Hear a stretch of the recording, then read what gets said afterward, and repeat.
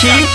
संयम सतेरी छोरे ना फिरी रोवेला हमर काया हो किया रे सखी भतर रोज जोरेला साया में हमारा पाया हो सखी भतर रोज जोरेला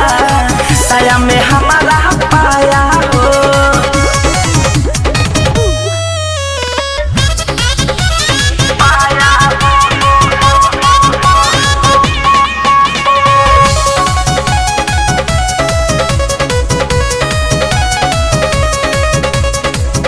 भोरवे से लागल लागल शाम तो क देला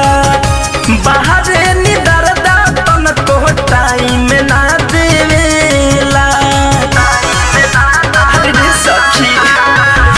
भोरवे से लागल लागल शाम तो क देला बाहर निदर दातन को टाइम ना देवेला छोड़े ना दुआरी आवे ना उनके माया हो ए सखी करे बरियारी छोड़े ना दुआरी आवे ना उनके माया हो किया रे सखी भतर रोज जोरेला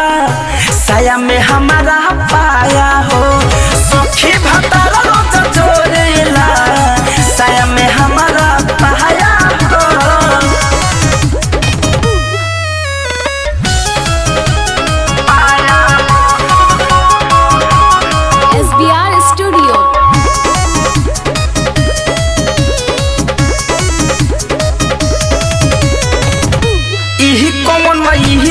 सिखले बाहरे जाके दिल्ली में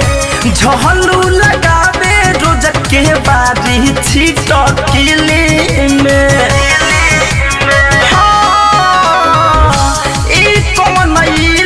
सिखले बाहरे जाके दिल्ली में झहलू लगावे रोज के बारी छिटकिली में धड़कन धनंजय माने न बतिया भइल बसखी बेहाया हाँ दिन धनंजय माने न बतिया भइल बसखी बेहाया हो किया रे सखी भतर रोज जोरेला साया में हमारा पाया हो सखी भतर रोज जोरेला साया में हमारा पाया हो।